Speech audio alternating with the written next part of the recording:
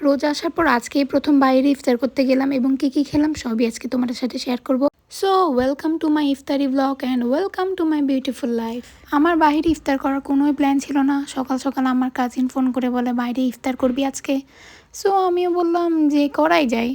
So যেমন ভাবনা তেমন কাজ, আমিও 4:30টার দিকে রেডি হয়ে যাই অ্যান্ড যাওয়ার আগে আমি কিছু লাচ্ছি বানিয়ে রাখি, সো সেটাও নিয়ে যাই। তারপর আমি চলে যাই আমার কাজিনদের বাসায়, ওদের বাসায় গিয়ে ওদের সাথে একসাথে বের হব।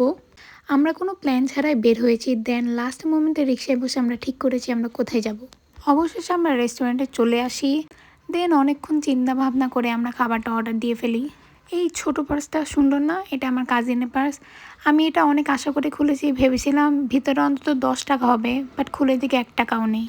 আমি জাস্ট নর্মালি ভিডিও করছিলাম, দেন আমি দেখি যে বাহিরে লাইট জ্বলছিল অ্যান্ড আমি ওদেরকে ভিডিওতে বলছিলাম দেখো বাহিরে লাইট জ্বলছে। অনেক অপেক্ষার পর আমাদের খাবার চলে আসলো। খাবারে ছিল Thai soup, meat box, chicken fry, platter. খাবারগুলো কিন্তু মাশাআল্লাহ খুবই মজা ছিল। অ্যান্ড আজকে আমাদেরকে ট্রিট দিয়েছে আমাদের বড় আপু, so thanks to her. And আমার বানানো লাচিটা কিন্তু খুবই মজা হয়েছিল।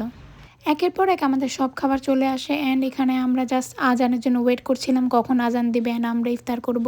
ইফতার করা শেষ, এখন আমরা বাসায় চলে যাচ্ছি। সো আজকের ভিডিও এতটুকুই পর্যন্ত। আশা করি তোমাদের ভালো লেগেছে। তোমাদের যদি আমার ভিডিও ভালো লেগে থাকে, don't forget to follow my channel. আল্লাহ হাফেজ, see you in the next video.